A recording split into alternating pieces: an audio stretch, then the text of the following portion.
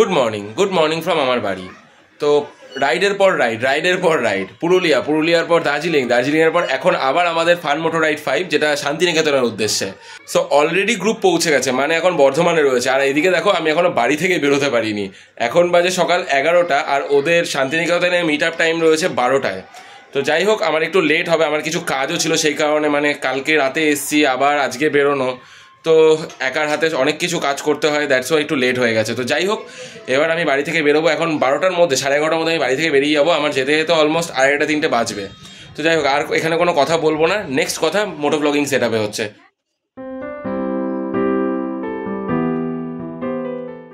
এবার শান্তিনিকেতন রাইডের জন্য বেরোনো বাড়ি থেকে। চলো, চললাম। ওকে, চললাম।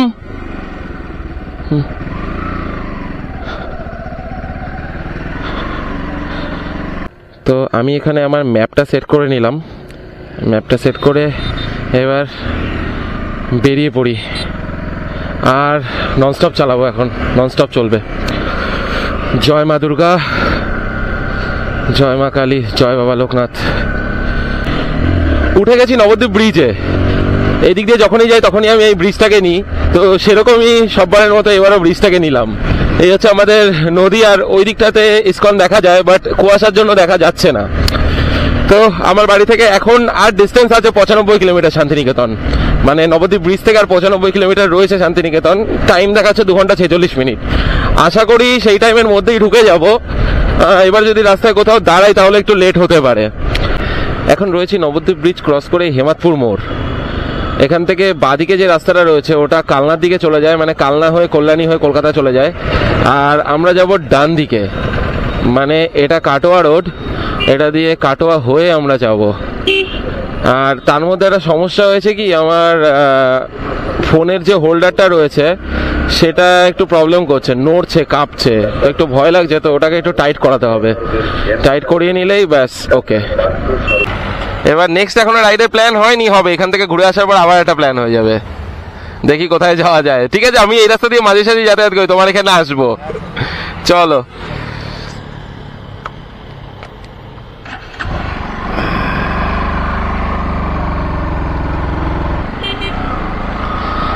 অ্যাকচুয়ালি বললাম না, আমার ফোনটা একটু সমস্যা করছিল, মানে ফোনটার ওই হোল্ডারটা কাঁপছিল। তো সেই জন্যই আমাদের এই বিদ্যানগরের এখান থেকে একটা গ্যারেজের, ওই গ্যারেজের মানে যার সাথে কথা বললাম সেই ওই গ্যারেজের ছেলেটা, তো ওই আমাকে ঠিক করে দিল, এমনভাবে ঠিক করে দিল যে না আর কোনো প্রবলেম হবে না। এবার দেখা যাক, প্রবলেম না হলেই ভালো। এই রাস্তা ধরে মোটামুটি 30 থেকে 35 কিলোমিটার আমরা জার্নি করবো। জার্নি করে পৌঁছবো কাটোয়া।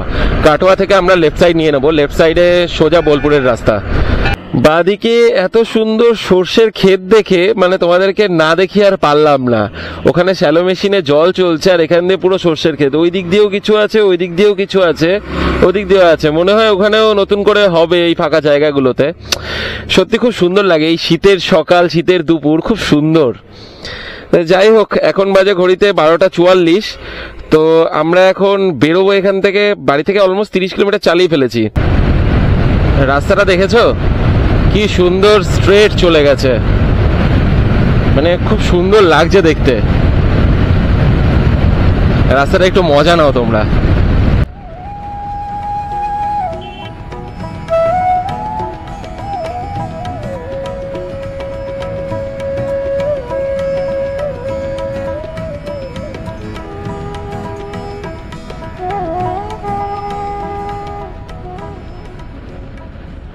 পৌঁছে গেছি কাটোয়া সিটিতে আমরা ঢুকছি। সামনেই মোড়টা পড়বে, যেখান থেকে লেফট সাইড নেব। এখান থেকে বোলপুরের ডিস্টেন্স দেখাচ্ছে আর 56 কিলোমিটার, মানে হাফ রাস্তা অলমোস্ট ক্রস করেই ফেলেছি আমি। মানে আমার বাড়ি থেকে কাটোয়ার যা ডিস্টেন্স, কাটোয়ার থেকে ততটা ডিস্টেন্স বলতে পারো, একটু বেশি, জাস্ট 2-4 কিলোমিটার বেশি। তো এই কাটোয়াই হচ্ছে আমাদের মানে নবদ্বীপের সাথে বোলপুরের কানেক্টার বলতে পারো। এই কাটোয়া দিয়েই বোলপুর যাওয়া যায়, তারাপীঠ যাওয়া যায়, সবই এই কাটোয়া দিয়েই যাওয়া যায়। দেখি জ্যামটা কাটিয়ে বেরোতে হবে। হ্যাঁ, এই তো এই মোড় থেকে এবার আমরা লেফট সাইড নিয়ে নেব। ডান দিকে দাইহাট, কাটোয়া সিটি, ডান দিকে কাটোয়া সিটি, আর এই বাদিকটায় আমরা ধরে নিলাম বোলপুরের রাস্তা। বোলপুরেও যাওয়া যাবে, তোমার তারাপীঠেও যাওয়া যাবে এই রাস্তাটা দিয়ে। এই রাস্তাটা অ্যাকচুয়ালি কাটোয়া বর্ধমান রোড, মানে এটা দিয়ে কাটোয়া বর্ধমান যাওয়া যায়। আর এই বর্ধমান যাওয়ার পথে বোলপুর, শান্তিনিকেতন, তারপরে তোমার তারাপীঠ সব সাইড দিয়ে বেরিয়ে যায়। এটা অ্যাকচুয়াল নাম বর্ধমান রোড, কাটোয়া বর্ধমান। কাটোয়া থেকে যে রাস্তাটা বর্ধমানের দিকে যাচ্ছে, মানে বোলপুরের দিকে যে রাস্তাটা যাচ্ছে, রাস্তাটা কিন্তু বেশ সুন্দর, পুরো নতুন তৈরি করা টারম্যাক রোড।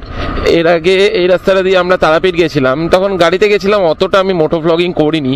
তো এবার তোমাদের দেখাচ্ছি যে রাস্তাটা কিন্তু বেশ সুন্দর, পুরো নতুন হয়েছে, খুব একটা বেশি দিন বয়স হয়নি। রাস্তাটা বেশ ভালো, টারম্যাক রোড রয়েছে, কোনো গর্ত ফর্ত কিছু নেই। চলো এগোতে থাকি, আরো আপডেট দেবো রোডের সম্পর্কে তোমাদের। পৌঁছে গেছি কাটোয়ার কাশিরাম দাস সেতু। এটা হচ্ছে অজয় নদীর ওপরে এই ব্রিজটা। শীতের সময় অজয় নদীতে জল নেই, তোমরা হয়তো দেখতে পাচ্ছ অজয় নদীতে। আমি একটু স্যাডেল করে তোমাদের দেখাই, তো জল একদমই নেই বললেই চলে। যাচ্ছি কোথায়? আমরা যাচ্ছি শান্তিনিকেতন। তো শান্তিনিকেতন যাওয়ার রাস্তা তো এরকম হবেই, মানে শান্তির রাস্তা, চারিদিকে গ্রিনারি, মাঝখান দিয়ে রাস্তা যাচ্ছে। এ এক অসম্ভব সুন্দর একটা ভিউ। আমি নিজে বাইকটা চালাচ্ছি, তো আমি নিজে ফিল করতে পারছি, তোমরা আশা করি ফিল করবে। তবে যতই হোক, নিজে চালিয়ে যাওয়ার মধ্যে একটা আলাদা মজা আছে। তবে রাস্তার কন্ডিশন কিন্তু বেশ ভালো, মানে কাটোয়া থেকে শুরু করে এই যে কেতুগ্রাম রোডটা, রোডের কন্ডিশন যথেষ্ট ভালো আছে, চাপ নেই। কিছু কিছু জায়গায় একটু উঠে গেছিলো, সেই জায়গাগুলো ঠিক, তবে ওগুলো নিয়ে কোনো সমস্যা হবে না, ওগুলো নিয়ে কোনো প্রবলেম নেই। তো এই রাস্তায় তোমরা ভালো মতো গাড়ি চালাতে পারো। তবে হ্যাঁ, রাতের দিকে যদি কেউ চালাও একটু সাবধান, কারণ শেয়াল কুকুরের একটু প্রবলেম থাকতে পারে। কুকুরটা না থাকলেও, কারণ এইসব জায়গাতে শেয়াল থাকবেই থাকবে। রাইড স্টার্ট করেছি সকাল 12টায়, তো এখন এসে দাঁড়িয়েছি কেতুগ্রামে। 50 কিলোমিটার ক্রস করে এখন কেতুগ্রামে এসে দাঁড়িয়েছি। এখান থেকে আর 50 কিলোমিটারও নেই, মানে ধরো 48-49 কিলোমিটার রয়েছে। তো মনে হলো একটু দাঁড়িয়ে একটু চা খাই, আর এই ওয়েদারটা, এই সানি ওয়েদারের একটু মজা নিই। আর এই যে আমার বেবি, আর ওই যে পেছনে ওই চায়ের দোকানটাতে একটু আমরা চা খাবো, মানে আমি চা খাবো আর কি। তো চলো আবার একটু চা খেয়ে ব্লগটা কন্টিনিউ করছি। তো কেতুগ্রামে আমি এই একটা চায়ের দোকানে দাঁড়িয়েছিলাম, একটু চা খেলাম। আর ঠিক এই জায়গাটার ভিউ দেখো, কি সুন্দর। গ্রামের পরিবেশ এত সুন্দর ভাবাই যায় না। আমরা তো আমাদের ওদিকে এসব পাই না, বাট হ্যাঁ হ্যাঁ হ্যাঁ রাখুন, এইসব জায়গাগুলো দারুণ লাগে। দাঁড়ালে মনে হয় যেন দাঁড়িয়েই থাকি। তবে রাত্রেবেলায় কেমন লাগে সেটা হচ্ছে কথা। তো যাই হোক, আর লেট করবো না, এবার আমি আমার বেবিকে নিয়ে এগোবো। তো এখান থেকে একটু চা খেলাম, চা বিস্কিট খেলাম, কারণ গিয়ে লাঞ্চ কখন হবে আমি জানি না ঠিক, আশা করি সঙ্গে সঙ্গে হয়ে যাবে। তবুও একটুখানি রেস্ট নিলাম, একা রাইড করছিলাম তো বোর লাগছিল, তো মনে হলো একটু দাঁড়িয়ে একটু চা বিস্কিট খেলাম। এখন আবার আর আমাদের রিসর্ট যেটা রয়েছে, মানে ভিলা, সেটা অ্যাকচুয়ালি 57 কিলোমিটার। যা ভাই যা, এখান থেকে 57 কিলোমিটারের ডিস্টেন্স। টাইম দেখাচ্ছে 1 ঘন্টা 34 মিনিট। চেষ্টা করবো 1 ঘন্টা 34 মিনিটের মধ্যেই ঢোকানোর। এখন বাজে 2টো, 3:30 বেজে যাবে। ঠিক আছে, হ্যাঁ মানে সিরিয়াসলি আগে তো দেখ ভাই, টার্নটা নিচ্ছিস, এখানে টার্নের মধ্যে তোর মানে গাড়ি ওভারটেক করার কি দরকার, পুরো ইউ টার্ন রয়েছে। সত্যি সব প্রফেশনাল ড্রাইভাররা যদি এরকম ভাবে গাড়ি চালায় তাহলে আর কিছু বলার নেই। ডান দিকে কিন্তু এটা সালার বেরিয়ে গেল, এই রাস্তাটা চলে যাবে সালারের দিকে, আর আমরা সামনে এগোবো। দেখি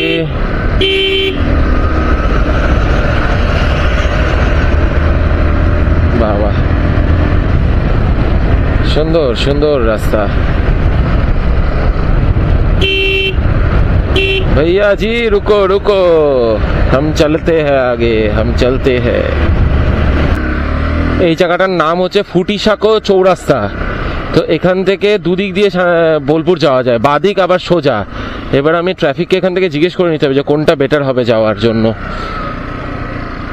দাদা বলছি যে বোলপুর যাব, ম্যাপে বাদিকে দেখাচ্ছে, এটা দিয়ে সোজাটা যাবো, রাস্তা ভালো হবে তো? আচ্ছা ঠিক আছে। তো চলো, সোজা বেরোতে বললো, বাদিকে যেতে হবে না, সোজা। ফুটিসাঁকো চৌরাস্তা থেকে সোজা দিয়ে বোলপুর, ডিস্টেন্সও 2 কিলোমিটার কম আছে। দাসকলপুর মানে রেলগেটটা ক্রস করার পর এখানে রাস্তায় একটু কাজ চলছে, তো এখানে দেখো রাস্তায় একটা করে গাড়ি আসছে আর আসতে পারছে না, মানে যেতে পারছে না। তো এই দেখো কিছু একটা কাজ চলছে রাস্তায়, হয়তো নষ্ট হয়ে গেছিল রাস্তাটা এখানে, সেই জন্য ঠিক করছে। এখানে একটা টোল প্লাজাও রয়েছে, বাট এখনো চালু হয়নি। রাস্তা এখনো কমপ্লিট হয়নি, তাই এখনো টোল প্লাজাটাও চালু করেনি। অলরেডি কিন্তু বীরভূম ডিস্ট্রিক্টে ঢুকে গেছি। এই জায়গাটার নাম হচ্ছে জুবুটিয়া। তো জুবুটিয়া থেকে আরেকটু এগিয়ে আবার আমাদের লেফট সাইডে টার্ন নিতে হবে। আরে তোর বাবার রাস্তা রে ভাই, মানে সিরিয়াসলি লোকেও পারে ছাগলগুলোকে এমন ভাবে রাস্তায় ছেড়ে রেখে দেয়, যখন তখন একটা বিপদ ঘটতে পারে। এই নিয়ে সেকেন্ডবার হলো আমার সাথে, কোনো মানে হয়। ঢুকে গেছি কীর্ণাহারে। এই কীর্ণাহাট থেকেই সামনে গিয়ে আমাদের লেফট সাইডে টার্ন নিতে হবে। এখানে ভেতরকার রাস্তাটা একটুখানি কেমন যেন অসুবিধা হচ্ছে চালাতে। রে ভাই রে ভাই রে ভাই, কোনো মানে হয়? এই যে কীর্ণাহাট থেকে এবার আমরা লেফট সাইড নেব। এই যে কীর্ণাহাট থেকে এবার আমরা লেফট সাইড নেব। কীর্ণাহারের জ্যাম কাটিয়ে বেরিয়েছি। বাবা, ভেতরটায় জ্যাম ছিল ভালো, আর রাস্তার কন্ডিশন ভালো ছিল না কীর্ণাহারের মধ্যে। আমরা এখন রয়েছি নানুরে, এটা চণ্ডীদাস রোড। এখান থেকে আমরা রাইট সাইড নেব। ম্যাপ তো তাই বলছে যে রাইট সাইড নিতে হবে। রাইট সাইড নিলে আমাদের কিলোমিটার দেখাচ্ছে 28 কিলোমিটার, 50 মিনিট সময় লাগবে। বোলপুর ঢুকছি বন্ধু। বোলপুর ঢোকার আগের যে রাস্তাটা 19 কিলোমিটার, মানে খুবই সুন্দর রাস্তা, এত সুন্দর সিনিক বিউটি রয়েছে, মানে কি বলবো তোমাদের। আমি ভেবেছিলাম সোজা বোলপুর গিয়ে মোটো ব্লগ স্টার্ট করবো আবার, বাট না, তার আগে আমাকে ক্যামেরা অন করতে হলো। বাট মানে কারণ রাস্তাটা এত সুন্দর যে দেখানোর মতো, চারিদিকে মাঠ, মাঝখানে এত সুন্দর রাস্তা। বোলপুর সিটি কিন্তু অলরেডি শুরু হয়ে গেছে, ওই সামনে থেকেই বোলপুর সিটি শুরু। আর মানে অ্যাকচুয়ালি যে বোলপুরের যে পয়েন্টটা দেখাচ্ছে সেটা 4.2 কিলোমিটার, বাট এখান থেকেই কিন্তু বোলপুর স্টার্ট হয়ে যাচ্ছে।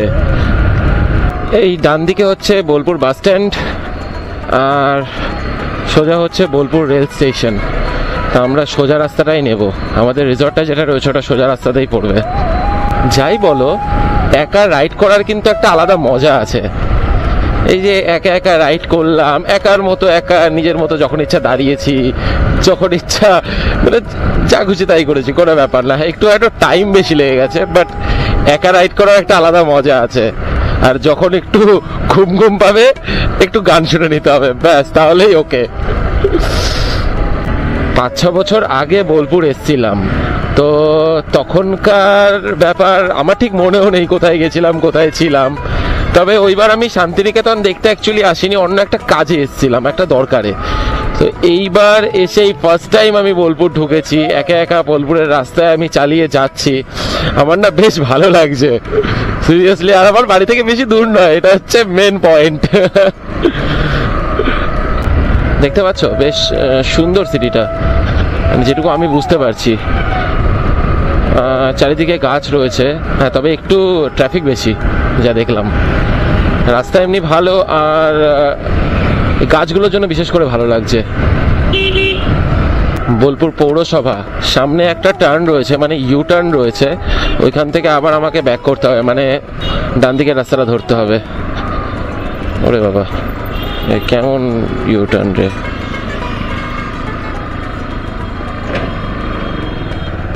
আচ্ছা, ইউ টার্ন নিয়ে নিয়েছি। এই বাসটা মনে হয় কলকাতার বাস। হ্যাঁ, Suri Kolkata West Bengal transport corporation AC bus. বা সামনে আর একটুখানি রাস্তা রয়েছে, মোটামুটি ধরো 1 কিলোমিটার গিয়ে আবার আমাদের লেফট সাইডে নিতে হবে। চলো, আর ভালো লাগছে না, এবার যেতে পারলে বাঁচি, খিদে পেয়েছে জোর। শান্তিনিকেতন এ যেন এক শান্তিরই জায়গা। চারিদিকে দেখো কি সুন্দর, এগুলো কি গাছ আমি ঠিক জানি না, আমার না এইসব গাছপাতের সম্বন্ধে আইডিয়া নেই। যাই হোক, চারিদিকটা কি সুন্দর, মানে এইসব জায়গায় সন্ধ্যাবেলার দিকে যে কি সুন্দর লাগে, অমায়িক লাগে। চারিদিকের পরিবেশটা দেখো, এটাও কিন্তু লাল মাটির জায়গা। পুরুলিয়া যেমন ছিল লাল মাটির জায়গা, এটাও ঠিক লাল মাটির জায়গা। প্রায় কিন্তু চলে এসছি, আর একটুখানি নতুন একটা এক্সপিরিয়েন্স করার জন্যে ফাইনালি বোলপুরে শান্তিনিকেতনে। এই তো লেফট সাইডে এটাই আমাদের বোলপুরের আজকে হোমস্টে, আজকে কালকে দুদিনেরই।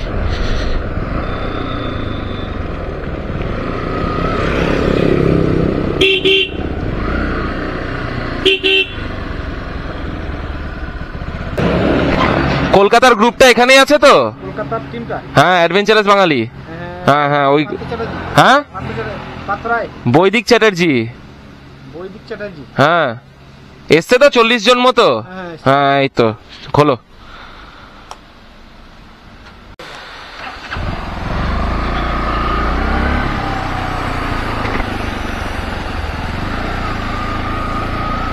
ঢুকে গেছি রিসর্টের ভিতরে, বাট সবাই কোথায় সেটা আমি বুঝতে পারছি না। যা বাবা। তো এই যে আমাদের সব পার্টনার। আমার রুম কোথায়? এইটার? তোরা নিচে? গাড়ি কোথায় রাখবো?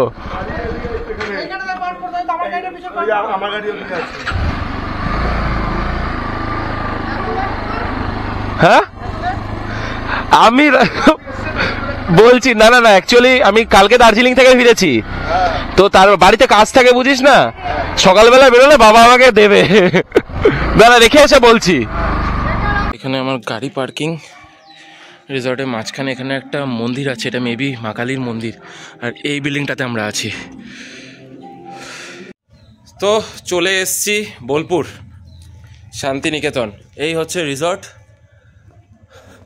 পরে ভালো করে ঘুরে দেখাবো, এখন আগে খেয়ে নিই, প্রচণ্ড জোরে খিদে পেয়েছে, প্রচণ্ড জোরে। চলো লাঞ্চের জায়গায় যাই। এই হচ্ছে ডাইনিং এরিয়া। অ্যাকচুয়ালি এতটা খিদে পেয়ে গেছিলো যে আগে খেতে বসে গেছি। আর এটা হচ্ছে আমাদের ডাইনিং এরিয়া, মানে রিসর্টের। বাকিটা দেখাচ্ছি। এই হচ্ছে শান্তিনিকেতনে আমাদের রিসর্টের পুল, এই হচ্ছে সুইমিং পুল, আর এই হচ্ছে বাইরেটা। আর এই যে পাপাদা ভিডিও করছে, আর সব তো উঠে পড়লো। রিসর্টের পুলে নেমেছিলাম, পুলে নেমে গা ভিজিয়ে এই এখন পরিস্থিতি। সবাই উঠে গেছে, এখন আমিও রুমের দিকে গিয়ে চেঞ্জ করে নেব। এই হচ্ছে আমাদের রিসর্টের এন্ট্রান্স, মানে এই গেটটা দিয়ে আমরা ঢুকেছি। ঢুকে ঠিক উল্টো দিকটাতে একটা ফোয়ারা, এত সুন্দর একটা ফোয়ারা, আর চারিদিকটা দেখো কি সুন্দর লাইটিং করা। আর এখানে দেখো, এখানে অনেক কিছু, মানে রবীন্দ্রনাথ ঠাকুরের যে ঐতিহ্য সেটা বজায় রেখে এটা করা হয়েছে। এদিকে আরও অনেক বিল্ডিং হচ্ছে, আর ভেতরটা পুরো ভিলা বলতে পারো। আমরা এরকমই একটা রুমে মানে এরকম একটা বিল্ডিংয়ের মধ্যে আমরা রয়েছি। এখন রাতের ব্লগে আমি সেরকমভাবে কিছু নিতে পারবো না, কালকে সকালে পুরো ডিটেলস আমি এই ব্লগে দিয়ে দেবো, যে মানে এই রিসর্টটার অ্যাকচুয়ালি নাম, এখানকার ফোন নাম্বার, ইমেল আইডি সব কিছু আমি ব্লগে দিয়ে দেবো। তো এই রাইডে একদম আমি সত্যি কথাই বলছি যে খুব একটা আমরা রাইডার্স সেভাবে পাচ্ছিলাম না, মানে খুব স্লোলি জয়েন করছিল আমাদের সাথে, যেটা ফার্স্ট রাইডে তাও হয়েছিল, পুরুলিয়া রাইডে তাও মোটামুটি রাইডার্স আমাদের সঙ্গে জয়েন করেছিল। তবে ফান মোড রাইড 2 এ বোলপুর রাইডে সেইভাবে কোন রকম রাইডার্স জয়েন করছিল না। এটা হচ্ছে আমাদের ফান মোটো 5 এর এবারে টি-শার্ট, হাততালি হবে। লাভলি, এটা design and concept papa and aunty. হ্যাঁ ওরাই বেসিক্যালি করে থাকে। লাভলি, অনেক মাথা খাটিয়ে অনেক কিছু প্ল্যান করে ওরা এগুলো ভাবে। এটা কনসেপ্টটা বান্টুকে বুঝিয়ে দিতে বলবো আমি। ছোট নদীর পাড়ে লেখা আছে, আর তার পাশে রয়েছে একতারা। আর তার পাশে বিশ্বকবি রবীন্দ্রনাথ ঠাকুর। এসে এটা হচ্ছে আমাদের মানে ভিলাটা, এটা তো পুরো একটা রিসর্ট। তো এই যে বিল্ডিংটা এটা আমাদের। তো এখানে 3টে রুম রয়েছে, 2টো ওপরে একটা নিচে। তো এখানকার স্পেসটা তোমাদের দেখাই। এই যে পুরো স্পেসটা মানে পুরো পার্সোনালের মতো একটা ইউজ করা যাবে, ফ্যামিলির মতো করে ইউজ করা যাবে। আর এটা হচ্ছে এখানকার রুম, মানে 2টো বেড রয়েছে, এখানে একটা বেড এখানে একটা বেড, সিঙ্গেল বেড। আর এসি রয়েছে, ইভেন ওয়াশরুমে তো সব রকম ব্যবস্থাই রয়েছে, ওয়াশরুমটাও দেখাই তোমাদের। গিজার রয়েছে, বেসিন, ওয়াশরুম সেম, মানে যে ওপরে যে 2টো রুম রয়েছে সেই দুটো সেমই এরকম। আর এখানে কুকিংয়ের জায়গা করা রয়েছে, বাট এখানে এখনও সেরকম মানে ইনস্ট্রুমেন্টগুলো নেই, যেগুলো গ্যাস থাকে ওভেন থাকে সেগুলো নেই। তো যাই হোক, হয়তো ইন ফিউচার এটা করবে। আর ইভেন যে আমাদের মানে ডাইনিং মানে যে এরিয়াটা রয়েছে, ড্রয়িং এরিয়াটা, এইখানটা তো এসি রয়েছে। তো যাই হোক, টোটালি দেখতে বলতে গেলে যে বেশ ভালোই, আমাদের যে অ্যাকোমোডেশনটা দিয়েছে বেশ ভালোই। তো যাই হোক, চলো নেক্সট ব্লগটা কন্টিনিউ করি। নেক্সট যদি কিছু দেখি তাহলে সেটাও দেখাবো তোমাদের। রাত দুপুরে বেরিয়ে এখন পাওলামি করছি কোথায়, রিসর্টের ভেতরেই, একবার এদিক একবার ওদিক, কোনো মানে হয় না, কোনো মানে হয় না। আস্তে এই চলে এসছি আমার সেগমেন্টে।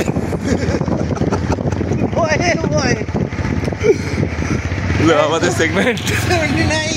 এখন আমি যাচ্ছি ডিনার করতে, কারণ রাত 10:30 বেজে গেছে, অনেকটা খিদে পেয়ে গেছে। তো আর ওয়েট করে লাভ নেই। এই যে এই বিল্ডিংটাতে আমরা ছিলাম, তো এখান থেকে একটুখানি ডিনারের জায়গাটা। যাই হোক, চলো দেখাচ্ছি ডিনারে কী কী আছে সেটা তোমাদের দেখাচ্ছি। তারপর কালকের ব্লগটা জমিয়ে হবে, কারণ কালকে সারা দিন আমরা অনেক সাইট সিন করবো। এখানকার যে সোনাঝুরির মেলা না কি একটা যেন বলে, যাই হোক কালকে ওটা ডিটেলসে বলবো। তো ওগুলো দেখাবো, অনেক কিছু আছে কালকের ব্লগে। একটু ওয়েট করো আর কন্টিনিউ করো। তো ডিনারে চলে এসছে রুটি, তার সাথে স্যালাড। আর এটা কি চিলি চিকেন? আচ্ছা, চিলি চিকেন, রুটি আর স্যালাড। ওকে, খেয়ে নি। এরপরে আরও কিছু আছে, ফ্রাইড রাইস আছে। আর কি আছে গো? তারপর চলে এলো ফ্রাইড রাইস। তো রুটি, চিলি চিকেন আর ফ্রাইড রাইস আর স্যালাড। আজকে রাতের ডিনার এই ছিল আমাদের। ফার্স্ট দিন শান্তিনিকেতন রাইডে আমাদের সেরকম কোনো অ্যাক্টিভিটিস ছিল না, মানে ওই বারবিকিউটা ছিল আর তার সাথে যে টি শার্ট ডিস্ট্রিবিউশন হয় সেটাই হয়েছিল। আর তোমরা যদি আমাদের শান্তিনিকেতন রাইডের অ্যাক্টিভিটিসগুলো দেখতে চাও তাহলে এপিসোড 2 এর জন্য ওয়েট করতে হবে।